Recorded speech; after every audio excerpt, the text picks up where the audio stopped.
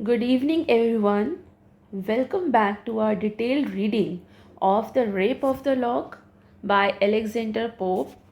In our last class, we discussed Pope's witty and diplomatic letter to Mrs. Arabelle Fermor, which set the context of this brilliant mock epic poem.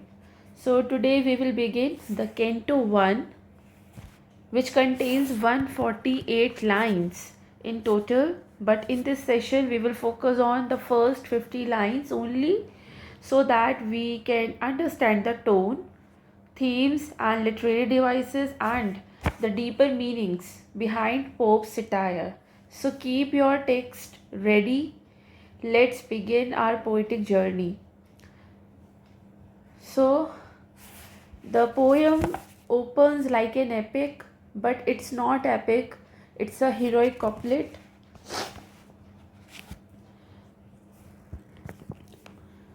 The Canto 1 begins with a passage outlining the subject of the poem and invoking the aid of the muse, Carol. So this is a muse, Carol. Then the sun appears to initiate leisurely morning routines of a wealthy household. So we'll read the first two lines. Word dire, offense from amorous cause spring, what mighty contest rise from trivial things. So basically, these two lines, these are opening lines which represents grand mock epic style. Pope uses elevated diction to describe a petty event, cutting a lock of hair as if it were a great war. He mockingly suggests that love can cause dreadful offenses and that seemingly small matters can lead to intense disputes. So, dire means serious, and this is uncomparable. Sorry for the handwriting. So, through this first line, poet wants to say the reason. He wants to tell us the reason behind it, behind the tragedy, and the reason is not much serious. So, basically,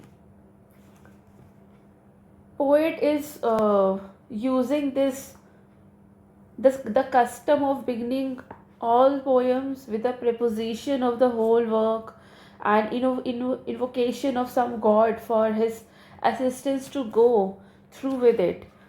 So it is so solemnly and religiously observed by the all ancient poets that though I could have found a better way, I should not I think have ventured upon it, right? If we will paraphrase these two lines, so we can say that dire offense implies a serious or grave insult, something that seems or almost like a matter of life and death. But Pope uses this word ironically because the offense he is referring to is a cutting of a lock of hair, not a real tragedy but a petty social slight. And the amorous cause, it refers to the matters of love, flirtation, and romance.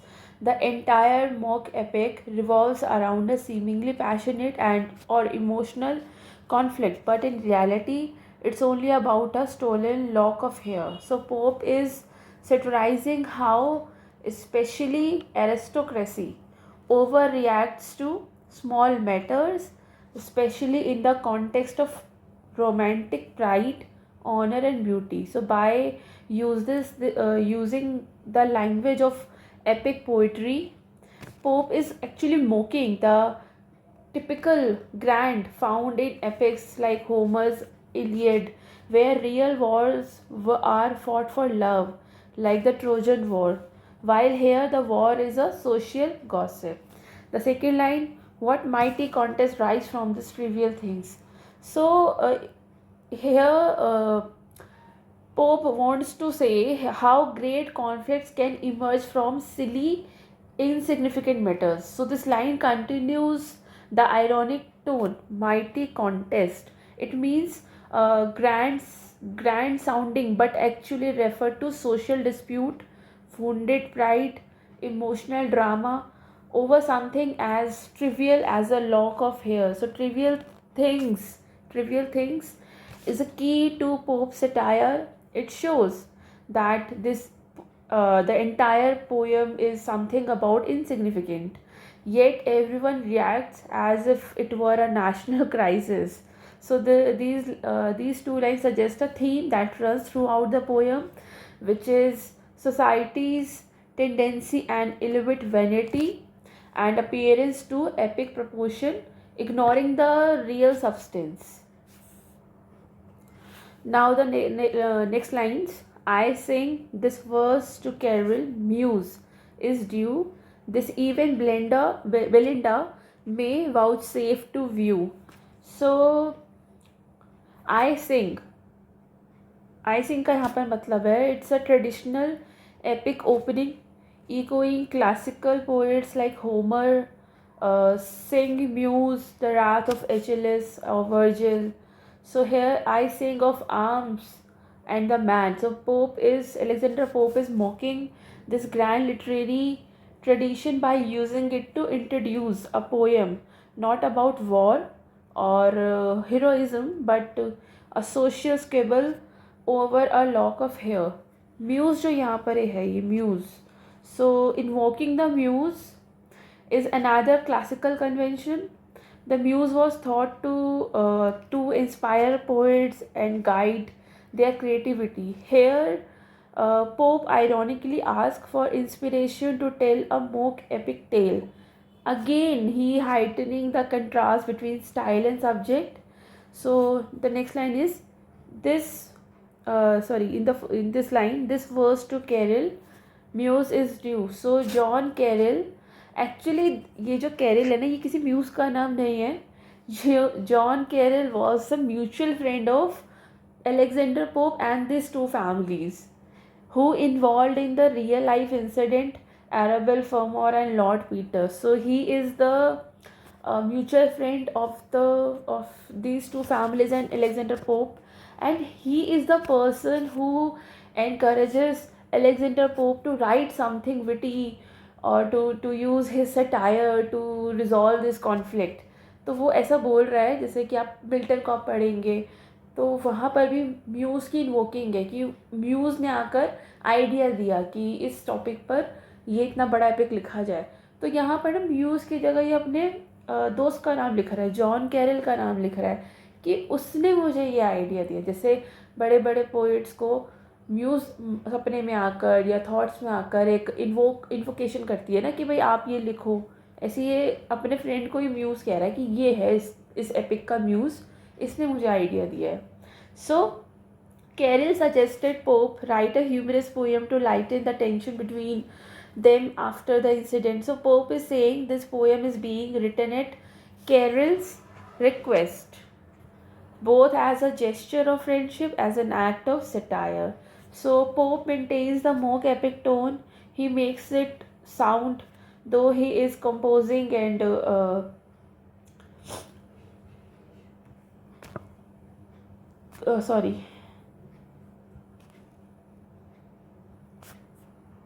composing an epic of the noble purpose, but actual topic is absurdly small. Right? Now fourth line is this even Belinda may vouchsafe to view. So it means even Belinda might be willing to read this poem. क्योंकि हमने कल एक letter पढ़ा था तो Belinda यानी कि एराबेल former को ये लेटर पहुंच चुका था और ये बुक भी उसका पोएम भी उस तक पहुंच चुकी थी. तो वो कह रहा है भाई बेलिंडा खुद ये पढ़ना चाहेगी. So Belinda is the fictional character, fictional version of Arabelle Fermor, the real life lady whose lock of hair was cut by a suitor. So Pope is playfully addressing her here and vouchsafe to view. It means graciously agree to read. So now we come to know that Arabelle Fermor is ready to read this poem, this wit. So the phrase is formal and respectful but used ironically, suggesting that Pope is playfully begging for Belinda's approval, even though she is the subject of the satire. So this line shows that Pope is aware that Belinda, who is Arabelle, might be offended by the poem, and he tries to soften it with a tone of flattering politeness. So these two lines shows that Pope is blending mock epic with the polite satire. He uses classical epic conventions, invocation of the muse. It's a formal dedication, but applies them to a personal and trivial story. So through these lines, he introduces his purpose and tone. The poem is meant to entertain, to gently mock, and to make peace, not to insult or wound anyone's sentiments. Now the next line is slight is subject but not so praise. So the subject of the poem may be small or trivial, but the praise I give it is not. So the subject of the poem may be trivial, but the praise I offer is not, especially if Belinda inspires me and Carol approves of my verses. So, slight is the subject. It means Pope openly admits that the event he is writing about is not grand or serious. It's light, even silly. Just a stolen lock of hair, not a war or divine mission, but not so praise. It means uh, here where the mock epic irony shines, while the event may be minor. The language and tone used to describe it are rich, grand, and inflated. It filled with epic level admiration and seriousness. So this is the central idea of the mock heroic style: the disparity between the importance of the subject and grandeur of the form. So Pope is satirizing both the vanity of fashionable society and the literary convention that often praise the undeserving. Now the next line, if she inspires and he approve my lace. So she refers to Belinda only, right? So the fictional version of Arabella Fermor, Pope suggests that if she inspires a poem like a muse would, then even a small matter can be turned into something worthy of poetry. And he refers to this John Carroll, the mutual friend who requested Pope to write this poem to ease the tension between Arabelle and Lord Peter. And my lace, this one, it means my poems, my verses. So ले का जो ले जो है ना, ये less, ये एक archaic term है for a short lyrical or a narrative poem. So Pope is saying if Belinda gives her graceful presence as an inspiration and Carroll gives his approval, then his poem is justified, no matter how insignificant the subject may be. So Pope is placing himself in a humble yet witty position. He is not claiming the subject is important, but he defends the art of turning something into trivial trivial into high poetic form. So the tone is gracefully witty and polite, full of literary self-awareness. He is subtly poking fun at society, poetry, and even himself.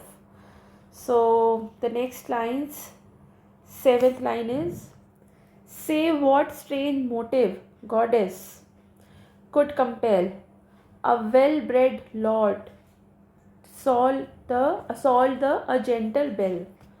So यहाँ पर ना हाँ, Pope begins with a mock epic invocation, right?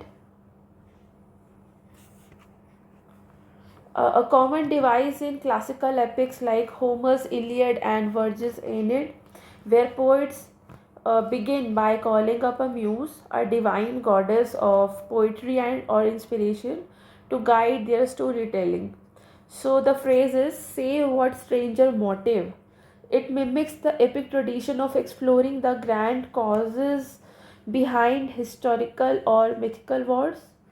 Example for we can take the example of the wrath of Achilles or the fall of Troy. But here Pope uses it ironically. He is asking what motive could inspire such an epic conflict, not a war between nations, but a petty squabble over a lock of hair. So the satire lies in exaggerating a trivial event, making it seem as if divine forces are requested to explain it. The next line is a well-bred lord, the assault a gentle bell. So well-bred lord, ये Peter को बोला है well-bred lord. So the man who snipped the lock of hair. Actually, Pope ना mocks the idea that someone from a refined, well-bred कह के ना ये well-bred lord बोलकर ये कह रहा है कि someone who belongs to a refined and noble background would commit such an assault. ये assault ही तो है किसी लड़की का बाल काट लेना, assault ही तो हुआ, मतलब इट्स लाइक एन असॉल्ट. तो कह रहा है कि इतना सूटेबल पर्सन, नोबल बैकग्राउंड वाला रिफाइंड पर्सन कैसे ये असॉल्ट, ये क्राइम कर सकता है. जेंटल बेल यानी कि जेंटल बेल ये बेलिंडा को बोला है क्योंकि जो एक्चुअल नाम है वो एरेबेल फर्मोर है. तो belle refers to Belinda. The poem's heroine who represents Arabelle Fermor. Belle means a beautiful woman. Belle का मतलब ही होता है beautiful woman, especially admired in fashionable society. और जो assault word मैंने आपको बताया is used more heroically as crime. It's not a violent act. ऐसा कोई और violent crime इस poem में नहीं हुआ है, बस वो log को ही काटा है. असॉल्ट आप ये मत समझिएगा कि कुछ और भी हुआ था, नहीं ऐसा कुछ नहीं हुआ है. But simply the cutting of a lock of hair treated as though it were a scandalous offence. So the tone is satirical, playful, elegant, ironic, and invocation to the muse, exaggerated conflict, noble sounding language for a silly situation. There is a contrast between high style and low subject. जैसे well bred lord बोला है, gentle belle बोला है. It this terms give the lines a flowing and musical quality, right. Now the next lines 9 and 10. Oh, say what stranger cause yet unexplored could make a gentle bell reject a lord. So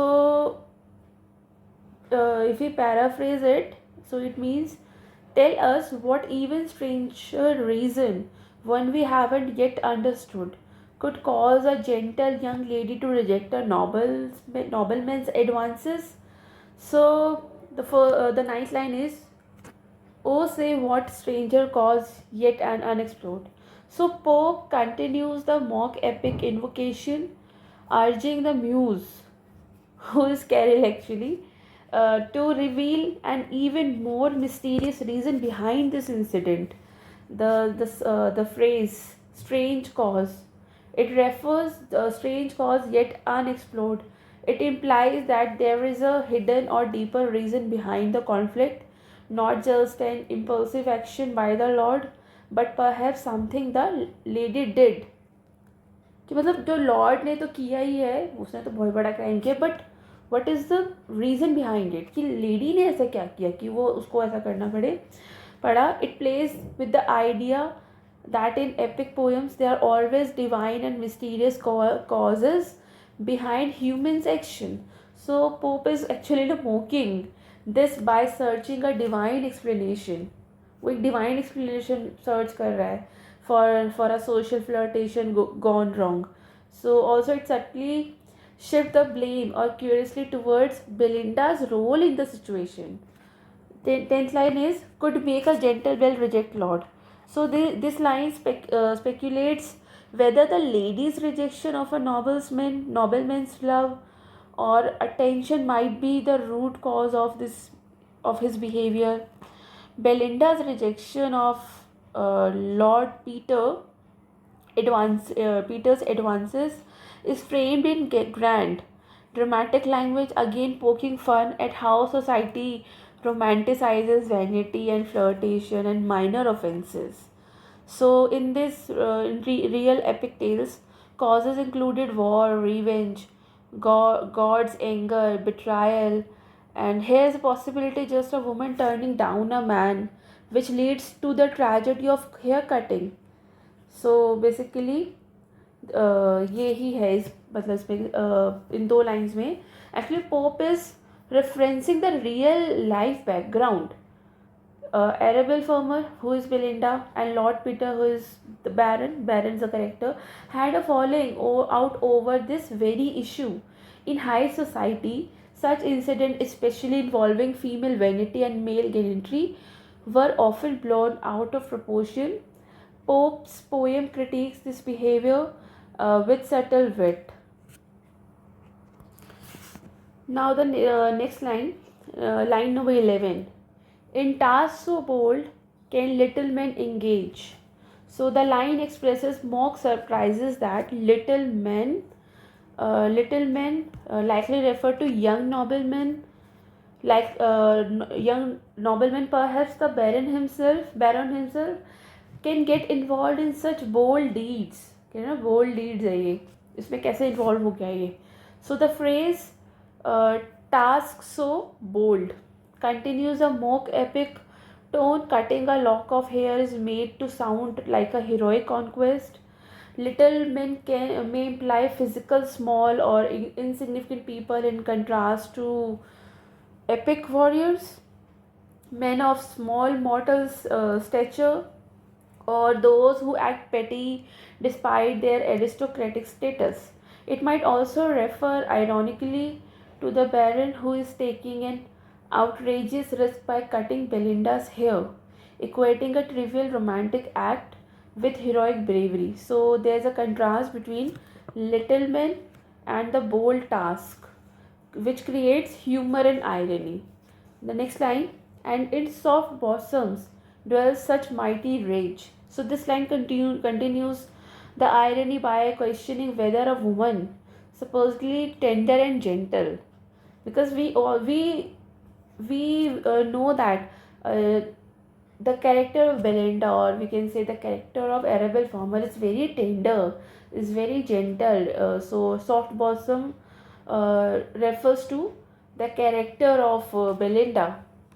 So it can really harbor mighty rage कि वो इतनी soft है, इतनी tender है, इतनी gentle है, वो कैसे किसी को इतना गुस्सा दिला सकती है, इतना माइटी रेज किसी के अंदर भर सकती है कि कोई इतना बड़ा क्राइम कर दे, इतना बड़ा असॉल्ट कर दे. मतलब वो तो बड़ी सॉफ्ट सी है, बहुत अच्छी सी है, वो कैसे कर सकती है. So Pope is drawing attention to over reaction and dramatic flair often seen in aristocratic society where small matters lead to large emotional displays. So there is a satire. Pope is ridiculing how a young woman's vanity and a young man's flirtation can spiral into a conflict presented with a classical epics. So the tone is mock heroic. There is irony. There is a juxtaposition.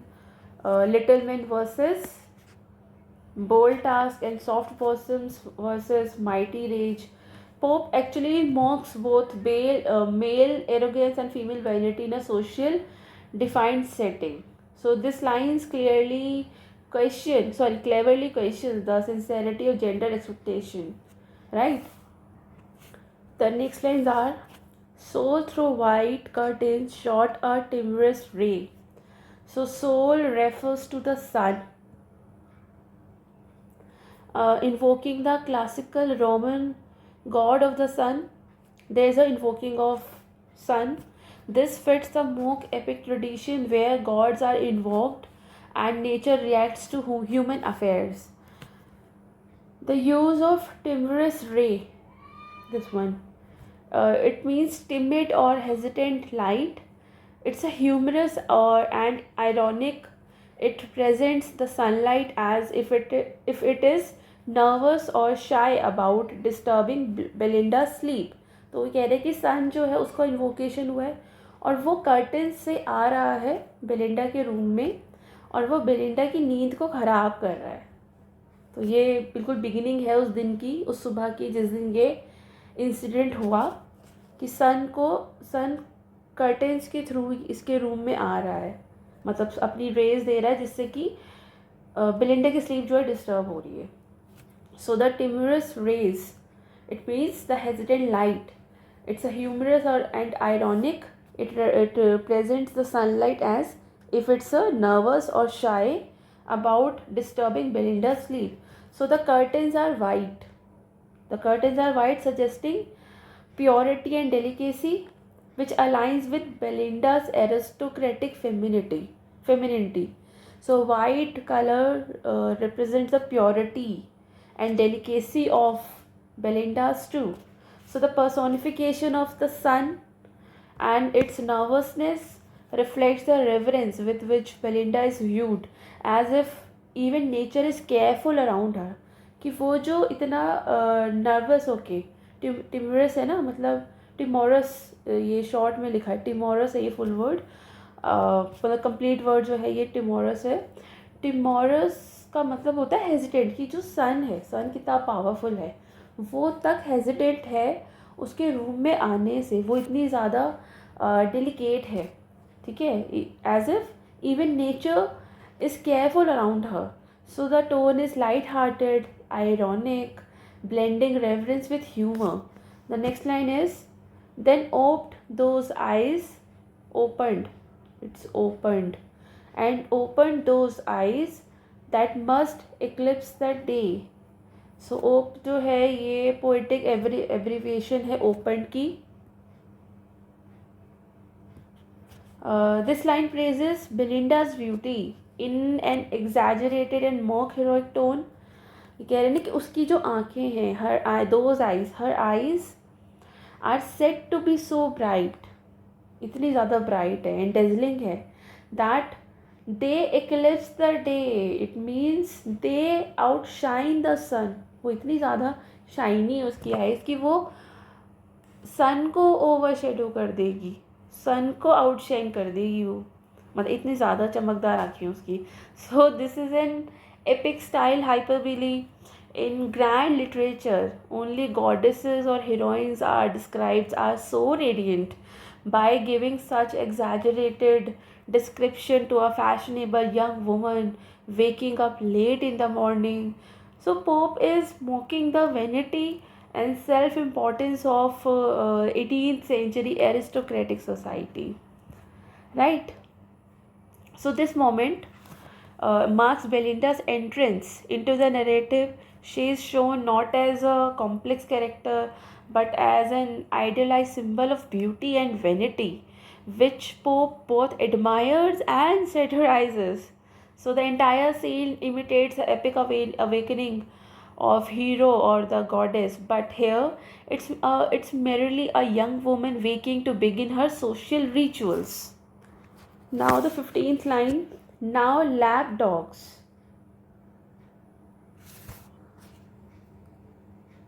Now lap dogs give themselves the rousing shake. So ये जो line है, lap dogs they are fashionable pets among upper class ladies in the 18th century. In this line, they are waking up and shaking themselves as dogs often do when they rise from sleep. So the scene shows the start of the day is a luxurious and aristocratic household. So Pope is using comic imagery here. The idea that even the pampered pets are slow to wake up, कि सिर्फ ये जो लोग हैं, ये जो masters हैं, सिर्फ यही इतने पैम्पर्ड नहीं है कि इतना लेट उठ रहे हैं और बहुत पैम्पर्ड वे में उठ रहे हैं, इतनी लग्जूरियस लाइफ है. इनके डॉग्स, इनके पेट्स तक काफ़ी पैम्पर्ड है. Their pets who are which are very pampered are slow to wake up, and through this he adds to his mocking tone. He highlights the idleness and laziness of high society, where even animals seems to rise at leisure, right? Now the next line is, The sleepless lover just at 12, awake. Sleepless lovers are aristocratic young men who have stayed up all night pinning over love or parting. So, ironically, these sleepless lovers are only now waking up at noon, showing how late they sleep. क्योंकि पूरी रात भर तो ये अपना सोचते रहते हैं कि ये कैसे क्या करेंगे, अपने जो बिलवड है उसको कैसे प्रेज करेंगे, उसको कैसे मनाएंगे, और पार्टी पार्टी वगैरह करनी होती है इनको इनको नाइट पिनिंग करनी होती है, all night pinning over love. तो इस वजह से ये भी रात के मतलब सुबह सॉरी दोपहर के 12 बजे ये लोग ये सोकर उठते हैं। So this is a pure satire through these two lines. Pope mocks the pretentiousness of these lovers who claim to be sleepless for love but are actually luxuriously lazy. It also continues the mock epic tone, turning a leisurely morning into something grand and exaggerated. So these lines humorously contrast the lazy lifestyle of aristocrats with the heroic energy typical of epic poem. So instead of heroes rising at dawn and for the battle, they get lapdogs and sleepy lovers waking at noon. So Pope is gently ridiculing the vanity, idleness and artificial drama of high society. अब next line है, thrice rung the bell, the slipper knocked the ground. So thrice rung the bell. The servant or the maid rings the bell 3 times to wake Belinda up. जो भी made है या जो servant है उसने 3 बार bell बजाई कि बेलिंडा जाग जाए, but her sleeper falling her sleeper falling and being knocked to the floor makes a gentle sound, part of the slow morning ritual. So there are small domestic sounds, but Pope presents them with mock epic formality. Thrice rung phrasing mimics the style of grand announcements or royal commands, satirizing the triviality of the situation. Now the next line is, and the pressed watch returned a silver sound. So here Pope is talking about Belinda's watch. Belinda's watch, possibly a pocket watch. एक pocket watch होती है, ये उसको कह रहे हैं कि उसको easily pressed और handle किया जा सकता है. So it's Belinda's watch, possibly a pocket watch, when pressed or handled, give off a delicate chime. So these reinforces the setting of refined luxury and elegant detail in her environment. So even her timepiece, जो अब घड़ी है, घड़ी जो उसके पास भी एक beautiful music है, जो मतलब बहुत अच्छा म्यूज़िक है, to the mornings. And Pope turns every day aristocratic life into mock heroic ritual. और ये ना कि the pressed watch returned a silver sound. Silver sound means silver sound actually has a poetic elegance, again inflating the mundane into something sublime, right? The next line is, Belinda still her downy pillow pressed. So despite all the subtle signals to rise, उसका alarm बज गया, उसका lap dog आ गया, उसके sleepless lovers ने भी उसको letters भेजने चालू कर दिए, उसकी जो मेड है उसने भी 3 बार बेल बजा दी, उसके बाद भी Belinda continues to rest on her soft and feathery pillow. Downy pillow है ना, ये बहुत ही फेदर का है, ये बहुत ही सॉफ्ट पिलो है. So despite all subtle signals to rise, Belinda continues to rest on her soft and feathery pillow. It means she is still asleep, unbothered by the morning's gentle commotion. So this shows her indulgence and luxury, emphasizing how pampered her life is. उसकी life बहुत pampered है. Again through this, Pope mocks the idleness of fashionable ladies, portraying their world as a choreographed dreamscapes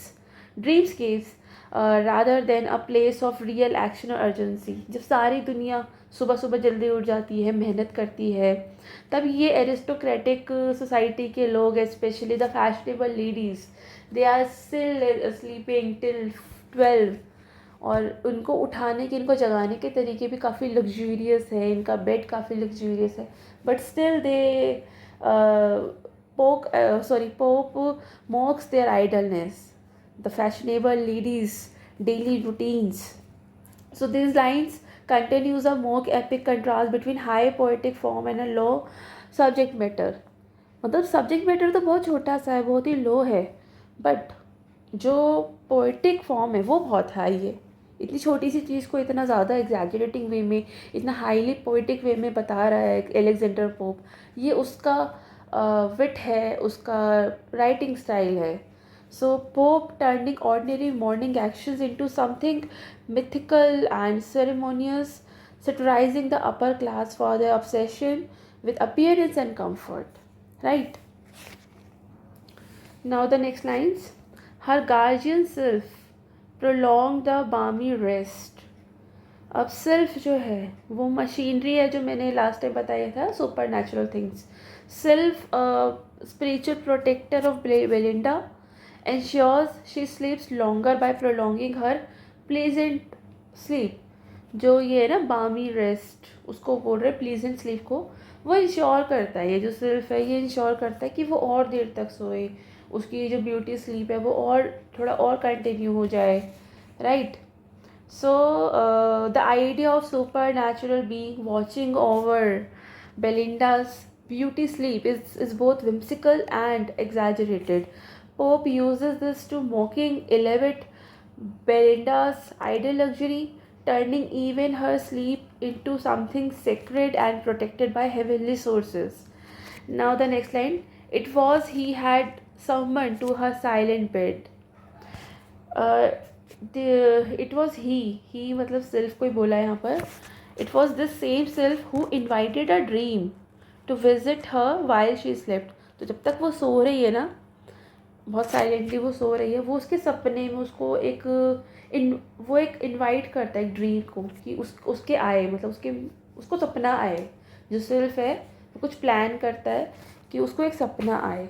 so the dream is not random, वही उसने तो plan किया है ना वो.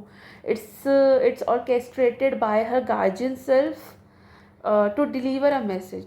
ये पहला अटेम्प्ट है जब ये सुपर नेचुरल थिंग्स जो हैं, जब ये बेलिंडा को अवेयर करते हैं कि आज कुछ गलत हो सकता है. Right? So it's a first step to deliver a message. Again, Pope blends myth with reality to mock how aristocratic class imagines themselves as touched by otherworldly charm.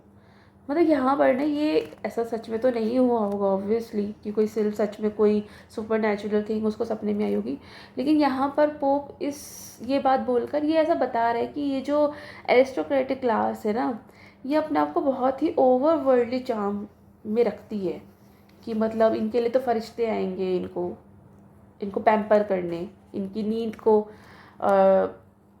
मतलब इनकी नींद को अच्छा प्रोटेक्टेड रखने, इनकी लाइफ को प्रोटेक्ट रखने angels आएंगे. तो ये एक अटैक है यहाँ पर. Now the next line. The morning dream that hovered over her head. ये ओवर है और ये होवर्ड है, ठीक है. So this dream float above her sleeping mind as if waiting to be delivered. अब वो जो ड्रीम है ना, उसके सर के ऊपर, उसके स्लीपिंग माइंड के ऊपर, जैसे वो ये सो रही है, ये इसका हेड है, इसके ऊपर ये जो ड्रीम है ऐसे सराउंड मतलब घूम रहा है. सो दैट फ्लोट कर रहा है एक्चुअली. ये सो रही है अपने बेड पर, बेलिंडा. मेरी ड्राइंग इतनी अच्छी नहीं है, तो ये बेलिंडा सो रही है और इसके सिर के ऊपर, इसके स्लीपिंग हेड के ऊपर, माइंड के ऊपर ये जो ड्रीम है, ये लाइक अ क्लाउड, ये फ्लोटिंग कर रहा है. So it describes like a divine और magical vision creating a fairy tale atmosphere. So this line sets up the dream sequence that follows a key moment where Ariel the chief sylph, अब Ariel आ गया, यानी कि पहले तो सिल्फ था, अब अच्छा ये एरियल ही है, ये चीफ सिल्फ है, ये आ गया है to speak to Belinda. It also reflects the tone of fantasy and mock magic that runs throughout the poem. So these lines introduce a supernatural machinery through sylphs, right, of the poem, a major mock epic element. Pope is showing how trivial human affairs like waking up and dreaming are comically exaggerated by the presence of mystical beings. It's a gentle parody of epics where gods intervene in heroic dreams. Here the heroes are just pampered aristocrats, right? Now the next lines are, a youth more glittering than a bright night beau. So Belinda dreams of a young man. उसके सपने में एक young man आया, youth आया. So Belinda dreams of a young man who is more dazzling, glittering है ना, more glittering मतलब more dazzling and attractive than a birth night view, मतलब एक जो जेंटलमैन जो कि अपने फाइनेस्ट अटायर में आता है for a royal birthday ball, ऐसे ही एक यंग मैन है जो बहुत ही अच्छे से वेल ड्रेस्ड अप है, एक रॉयल बर्थडे बॉल के लिए वो आया है, बहुत ही फाइनेस्ट अटायर में ड्रेस्ड अप है. So Pope uses mock epic exaggeration that the dream figure is more splendid than the real life suitors. So the comparison is humorous rather than dreaming of a god or hero. Belinda dreams of a fashionable dressed, overly groomed young man, right? So reflects the vanity and artificial elegance of aristocratic life. Now the next line, which is in a bracket, that even in slumber caused her cheek to glow. अब वो सपना देख कर ना Belinda सच में blush कर रही है. So the dream is so vivid and pleased that it makes Belinda blush in her sleep. So it suggests romantic and sensual feeling, hinted at gently. Even her dreams revolve around beauty and charm, reinforcing Pope's satire on shallowness of the elites. Now the next line, seemed to her ears his winning lips to lay. So the dream figure appears to whisper softly into Belinda's ear. जो सपने में जो figure आई है, जो youthful एक man है, वो इसके कान में कुछ विस्पर करता है, उसके विनिंग लिप्स कुछ कहते हैं. So this sets the stage for the divine message delivered in the next line. इस लाइन में डिलीवर होगा मैसेज. विनिंग लिप्स, ये winning lips suggest seduction and charm, again mixing romantic fantasy with satire. So Pope implies that even messages from supernatural must come wrapped in flattery. वो कह रहे हैं कि जो मैसेजेस, जो वार्निंग है एक्चुअली, वो भी जो सुपर नेचुरल मशीनरी के थ्रू आ रही है, वो भी कैसे रैप होकर आ रही है, फ्लैटरी में, गुड लुक्स में, ताकि बेलिंडा जैसे लोग उसको नोटिस करे. हो सकता है अगर वही जो मैसेज अगर वो कोई ऑर्डिनरी पर्सन उसको देगा तो शायद वो सपने में भी नहीं सुनेगी, but the aristocratic people like Belinda, may be they notice the good looks. So जो ये मैसेज है वो भी फ्लैटरी में रैप होकर आ रहा है, ठीक है. So Belinda's dream lover is the embodiment of upper class glamour, showing her inner world is just as superficial as her outer one. So Pope continues to mock epic conventions here. Instead of gods whispering prophecies to heroes, epics में तो यही होता है, gods आके whisper करते हैं, but यहाँ पर we get a pretty boy delivering a dreamy message to a fashionable lady, and thus in whispers said or seemed to say. So the dream figure either whispers these words to Belinda or seems to whisper them. मतलब हम लोग यहाँ पे sure नहीं है कि वो real है या इमेजिन्ड है. सो this line maintain a dream like ambiguity. Pope keeps it soft,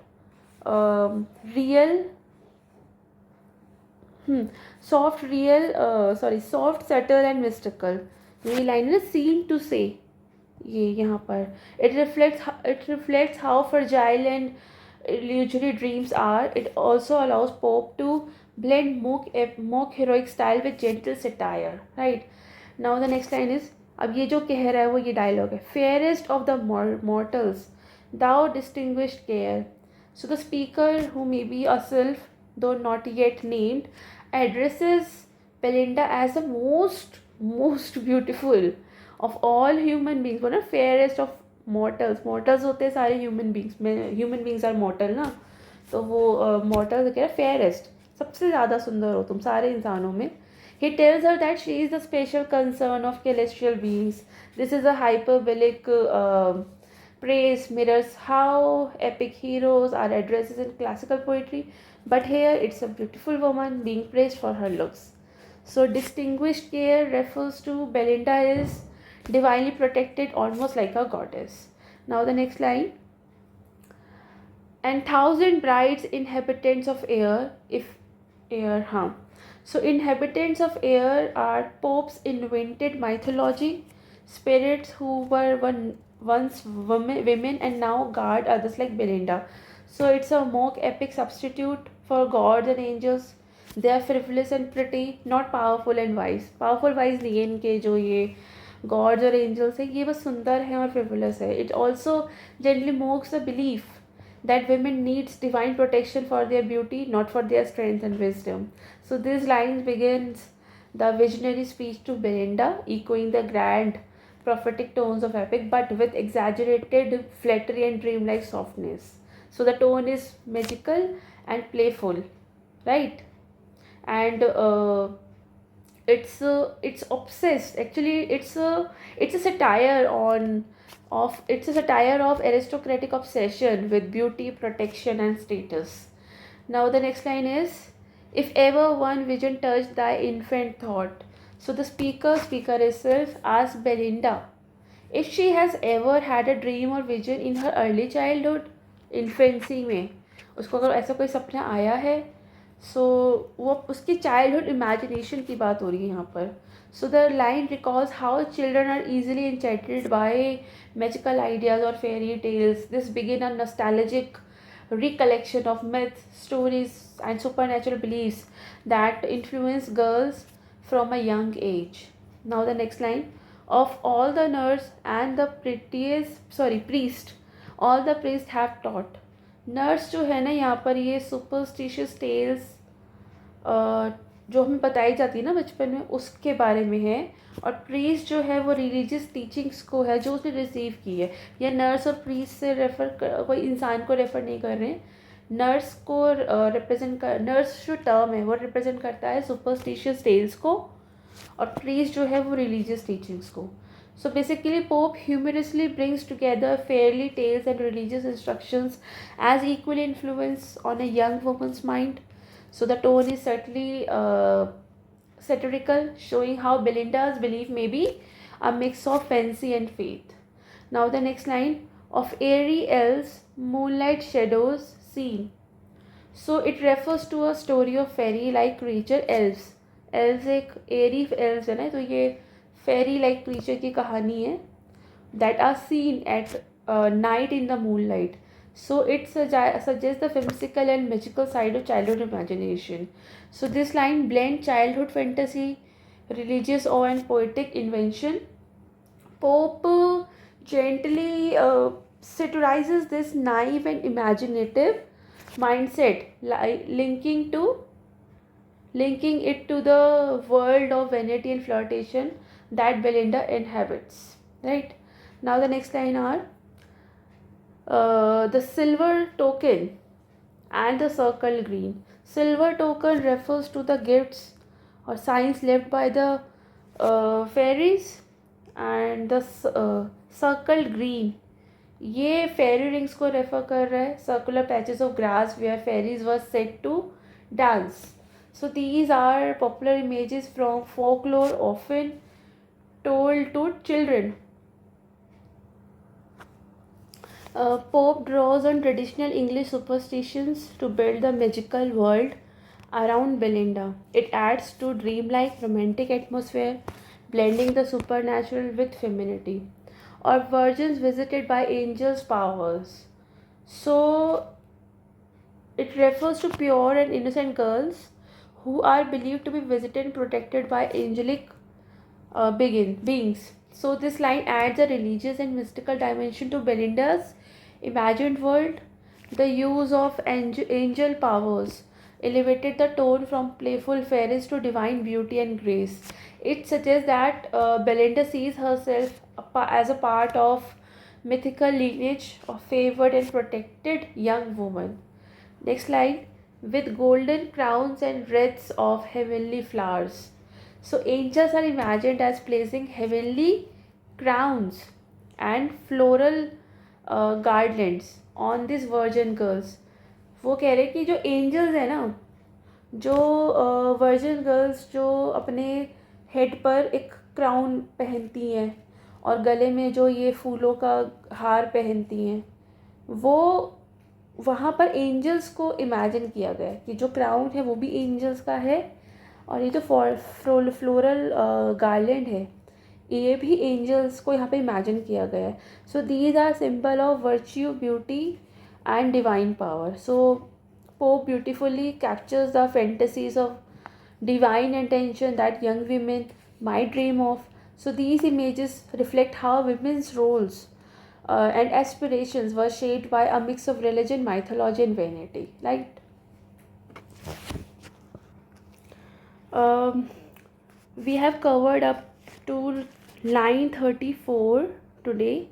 As I am assuming that the class has been quite long, so we will continue the remaining lines in the next lecture so that the readers will not be confused or bored.